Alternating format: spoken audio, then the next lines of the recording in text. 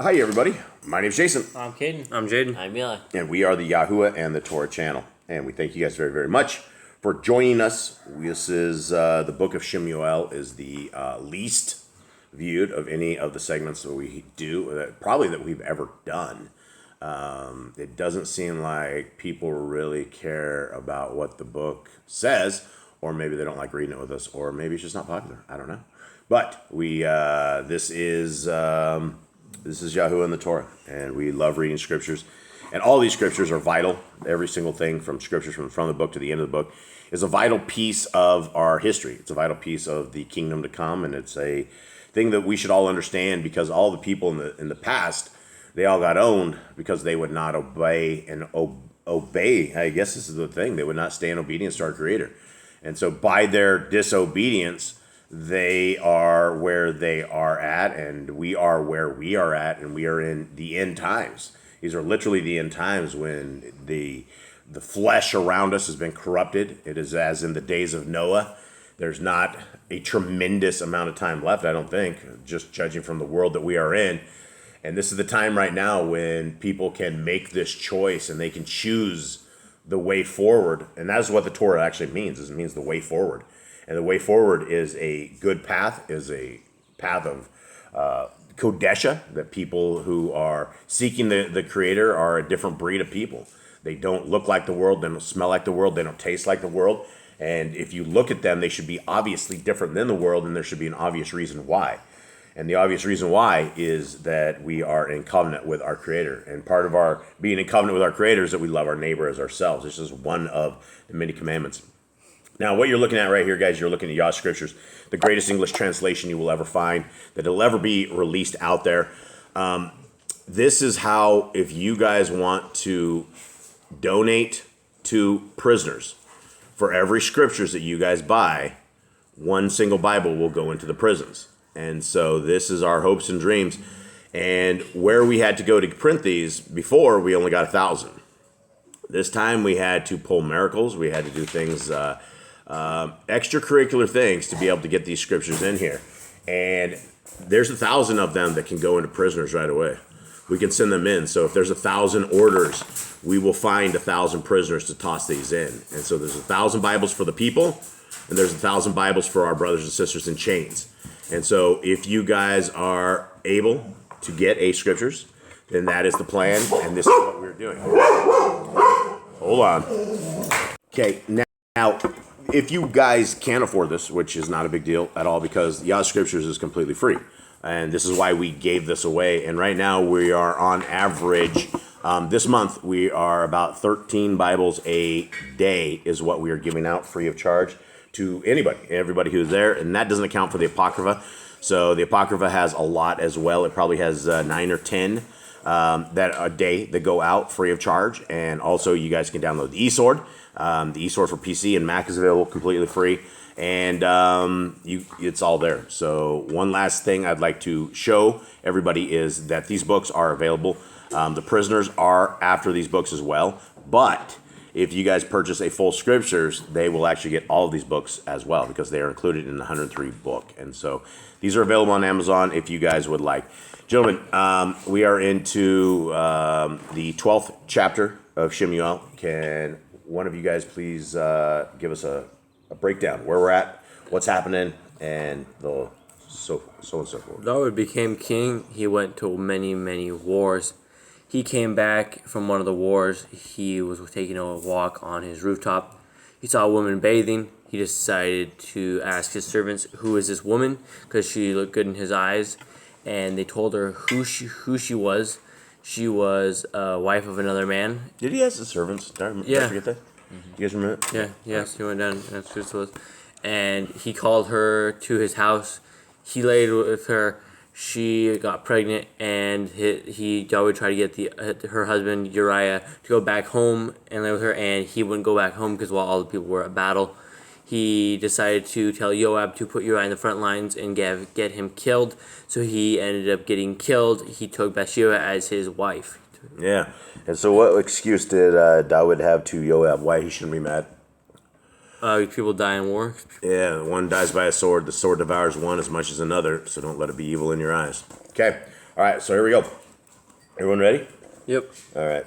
Here, you try to get those clean, please. All right, I'll do the best I can, guys. Vision is not so great. Then Yahuwah sent Nathan to David, and he came to him and said to him, there were 2 men in one city, one rich and the other poor. The rich one had flocks and herds, very many, but the poor one had only one little lamb, which he had brought and kept alive. And it grew up with him and his children together. There we go. I got some specks on. It ate of his own food and drank from his own cup and lay in his bosom. And it was like a daughter to him.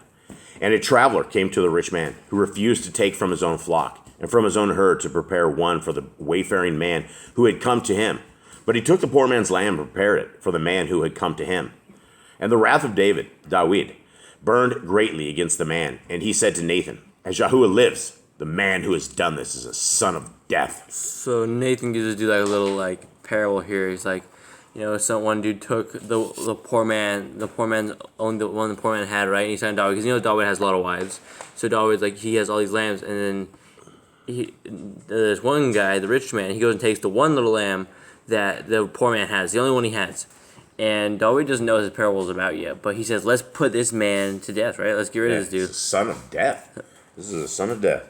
6, which, if you followed Torah, the things David did would absolutely make him a son of death. You don't commit adultery without being killed. You don't do these kind of things, like you don't murder another man, plot. You would be taken outside the city gates and you would be killed. Okay, where are we at? We are on 6. Okay. Also, he has to repay 4-fold for the lamb, because he did this deed and because he had no compassion. Then Nathan said to David, you are the man. Thus said Yahuwah Elohim of Yisrael, I anoint you sovereign over Yisrael, and I delivered you from the hand of Shaul.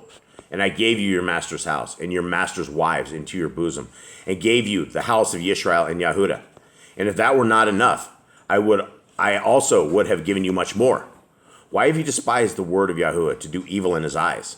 You have killed Uriah the Hittite with the sword, and his wife you took to be your wife, and you have killed him with the sword of the children of Ammon.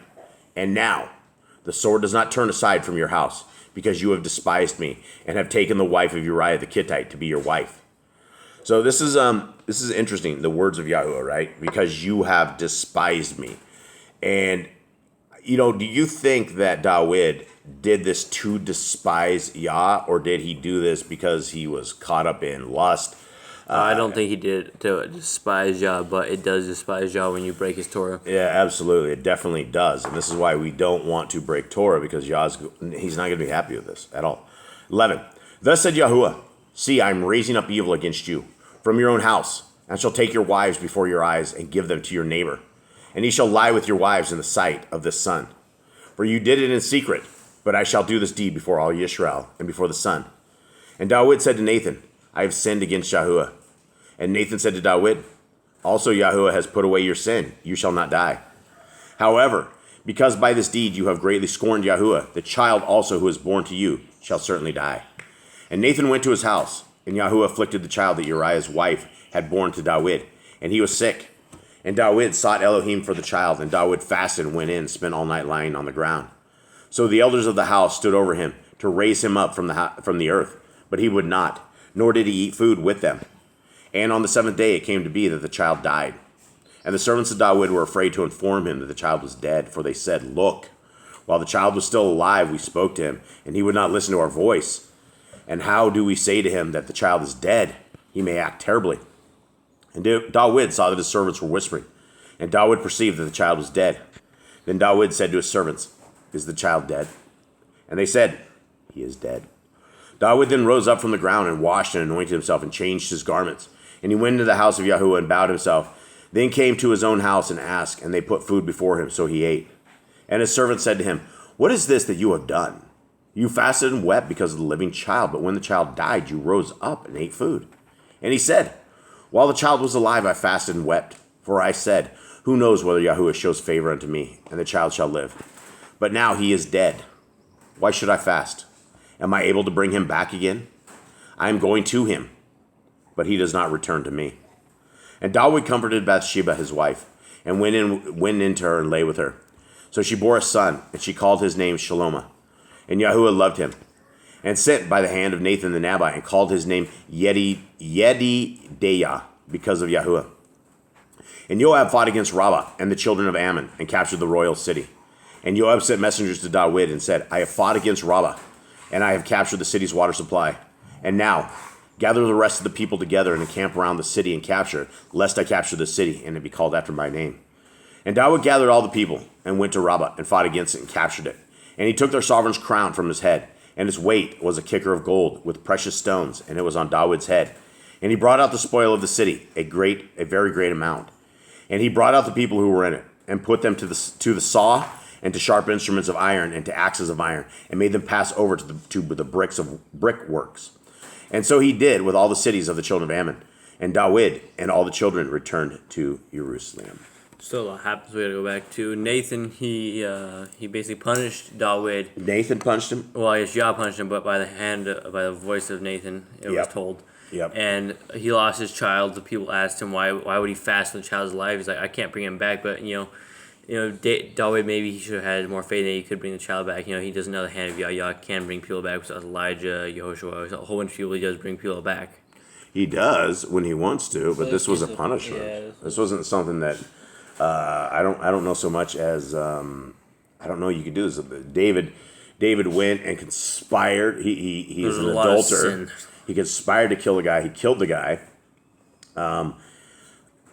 Cover up. There's probably a cover up in there. I mean, there's all sorts of deceptions. And do you think David told Bathsheba that he had her husband killed, or was that a dirty secret? Do you think that was a dark secret? I don't know. That's a crazy thing to tell someone. That's a crazy thing to live. I feel like only David and Joab knew about it. Joab? Yeah. So you think it was one of these dirty secrets? Yeah, I don't think she would know. She would never be okay with that. Like even if she did cheat with David, she's cheat on him pretty easily. What? Cheat on David pretty easily, or cheat on Uriah pretty easily. I don't know. She did what? She cheated. Oh, she cheated on me. Yeah, I couldn't understand what you said, bro. Yeah, so it wasn't. Did she have a choice when the king of Israel comes and calls for you? I mean, I feel like you kind Of course, you have a would. choice to say yes or no. You can say yes or no, even to the king. Anything beyond that is Married? assault. Assault. Well, the king called for her. Yeah, I don't think there's any excuses. I'm not calling any excuses for David. But the punishment, the ultimate punishment, was a life for a life, right? The child, and that is what it was. And Uriah didn't deserve to die. The dude was a soldier for Israel, right? He was out there fighting. In fact, he was so loyal to the actual soldiers that he wouldn't even go back into his wife's house. He wanted to sit there because he knew all his homeboys were out there in the field fighting it up. And what's he to be sitting here doing this? Who's he? That's what was his mindset. And so. And then Joab conquers another city, and he's like, come and put your name on it, because if I take over, everyone's gonna call out for my name. That'd be the same thing, right? And Joab's really, really loyal to David. Yeah, and he wants to give him the credit where David's just he's doing these evil things back home. Yeah, I don't think Joab knows how much is going on, because he's out fighting the war, so he has no idea the child's dead. He's been sitting on the ground for a week. Yeah, you have no idea, and so it's probably if Nathan didn't come to him and tell him what he had done, do you think David would have lied? David would have lied to him? Like he's like, hey, Yah wants to know what's going on. Do you think he would have lied? But Nathan just came out and just told him exactly what was up. Yeah, it's crazy. That was done in secret, and he knew exactly what it was. David was his heart dropped when he heard that. Yeah, and it'd be a real interesting marriage if you had killed her husband, and she knew about it, and surely she had some suspicion. Surely had something, like something was out there. I mean, she was pregnant, and all of a sudden he dies. I mean, he is in war, and that's a possibility of death all the time. But he just dies right after that. He just dies. Yeah.